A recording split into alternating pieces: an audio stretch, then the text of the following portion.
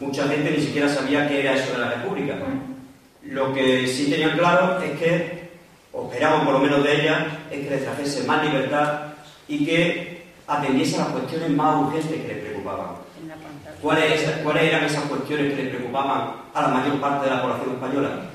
Pues la miseria, el hambre, la pobreza en la que vivía la mayor parte de la sociedad, y que se solucionase la injusta distribución de la tierra que en el sur de España generaba situaciones de dominio y de explotación bastante graves. Voy a hacer una cita que decía Joaquín Costa, que me parece muy oportuna. Decía Joaquín Costa, en referencia al caciquismo que imperaba en las zonas rurales, que quien tiene la llave de los estómagos tiene la llave de la conciencia, tiene la llave de la voluntad, refiriéndose a cómo estos caciques no solamente dominaban económicamente la zona, sino dominaban a las personas.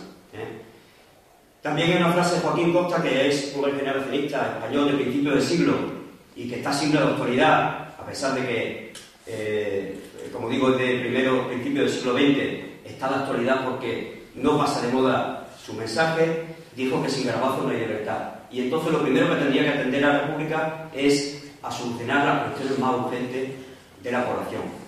Atender a la pobreza, al hambre, a la miseria que pasaba gran parte de la población española, sobre todo en los pueblos de España. Entonces se tomaron una serie de medidas urgentes para paliar esa situación. Azaña decía que la República no podía dejar las cosas como las encontró. Tenía que garantizar unas condiciones medianamente humanas a la población.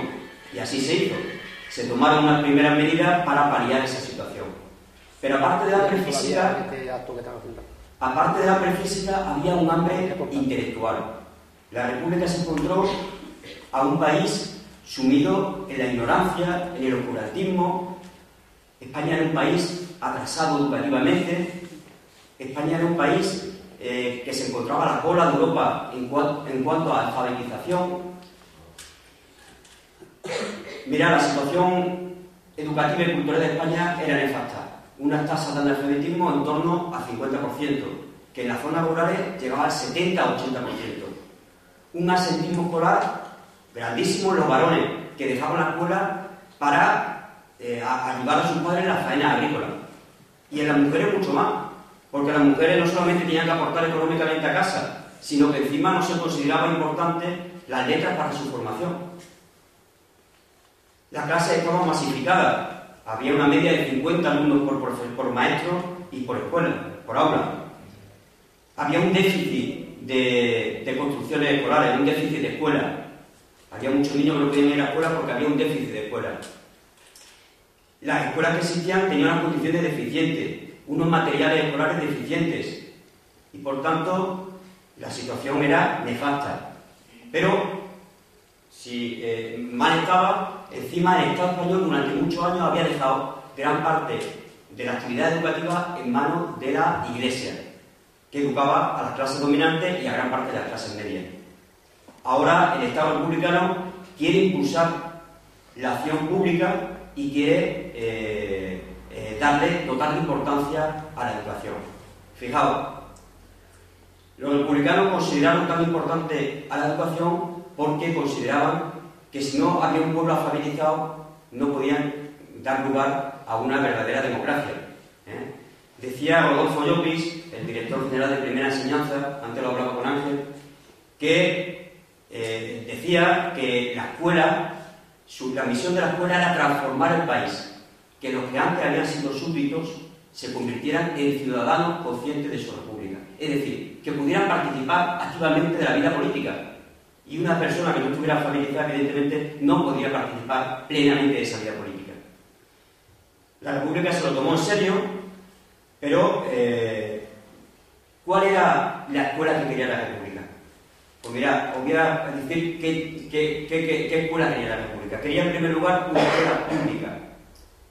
Una escuela en la que la educación y la cultura estuviera en manos primordialmente del Estado.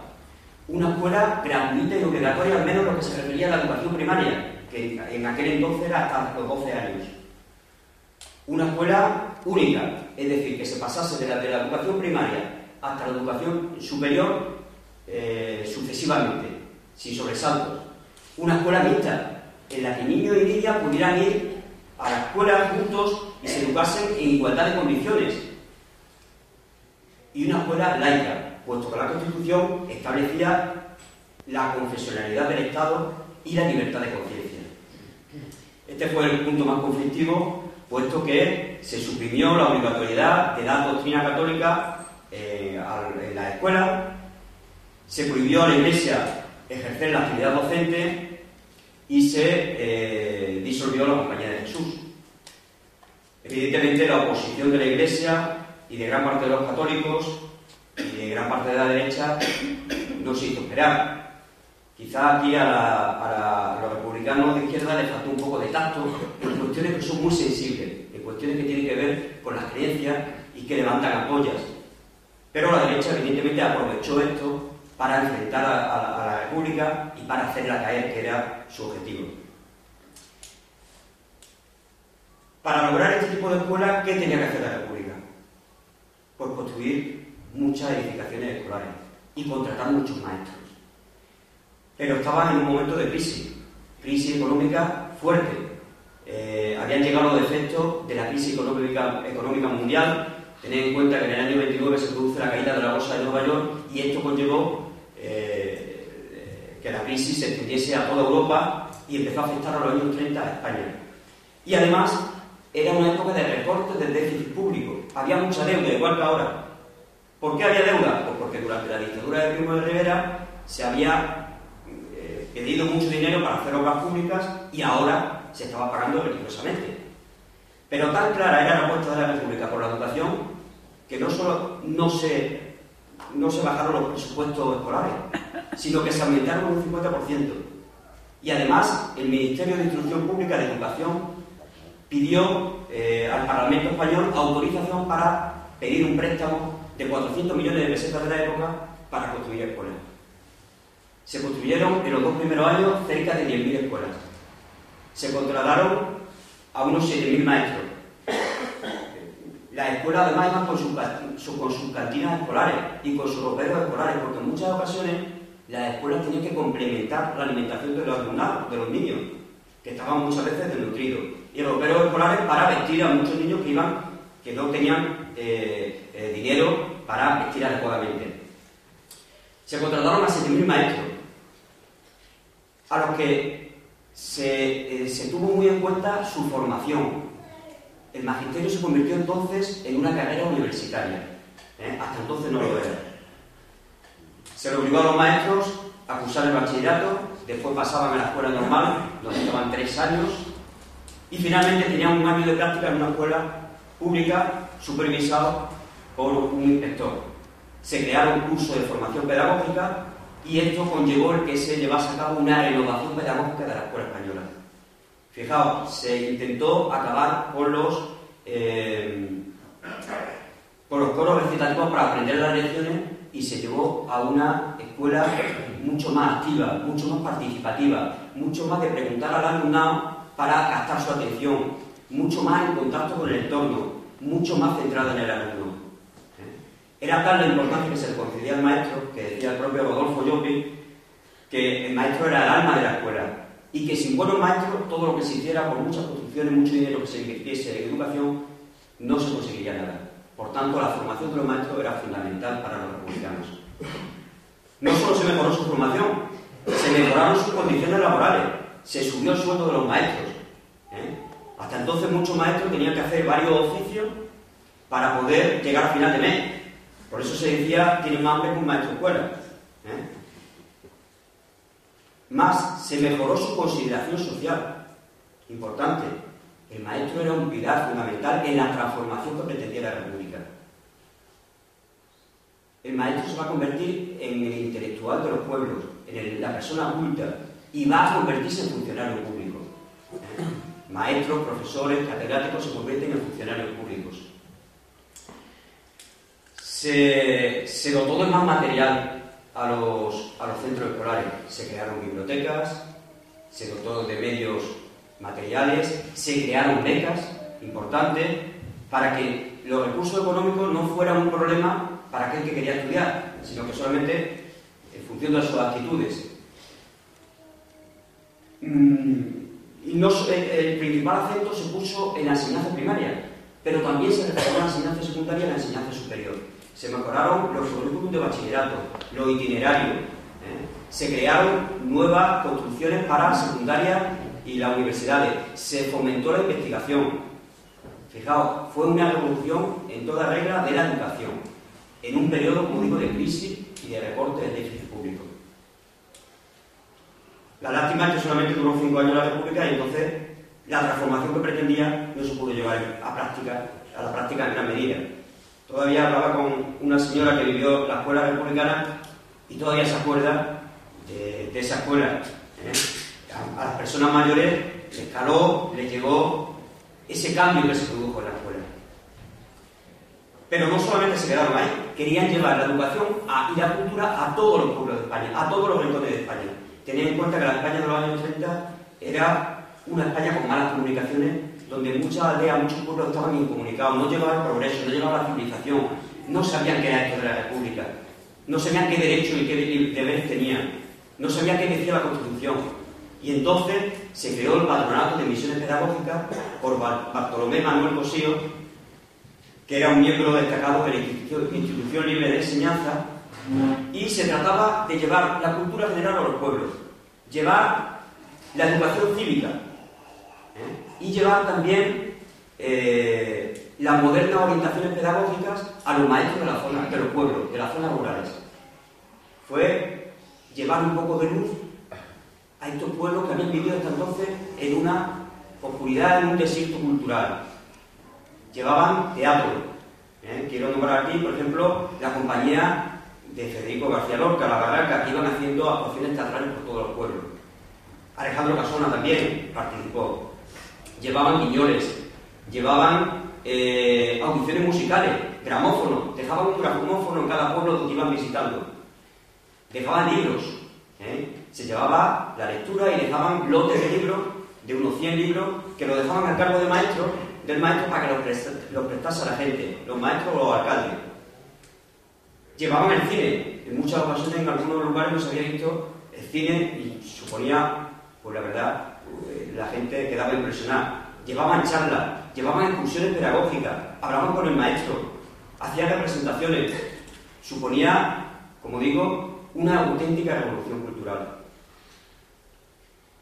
Evidentemente, el que los maestros fueran un pilar fundamental de la República les costó caro, porque cuando se produce la guerra civil y llega la victoria franquista, los maestros van a ser uno de los principales sectores que van a sufrir en sus carnes la represión. Muchos maestros se tendrán que exiliar, otros serán apartados de sus puestos de trabajo, otros serán trasladados, algunos acabarán con sus huesos en la cárcel y algún otro morirá como consecuencia de su ideología o su implicación con la escuela republicana. La maestra de Villafranca, Catalina Rivera, nos lo cuenta Francisco Espinosa en su libro Masacre, la represión franquista en Villafranca, fue fusilada como consecuencia de su implicación de querer transformar la mentalidad de la gente de su pueblo. Y casos como el de Federico García Lorca, que todos conocéis, poeta, intelectual que se involucró con la misión cultural republicana, pues también un caso significativo. Quiero hacer también una referencia a Villafranca, se me ha olvidado decirlo antes. Durante esta época, hemos dicho que se disolvió la Compañía de Jesús, el Colegio de los Jesuitas pasó a manos del Estado y se convirtió en un Instituto Nacional de Segunda Enseñanza. Los grupos escolares, se crearon 2 grupos escolares también en esa época, en el 32, de 32 al 36, el grupo escolar que está en Los Mártires y el grupo escolar que está en el Pilar, se crearon en esa época.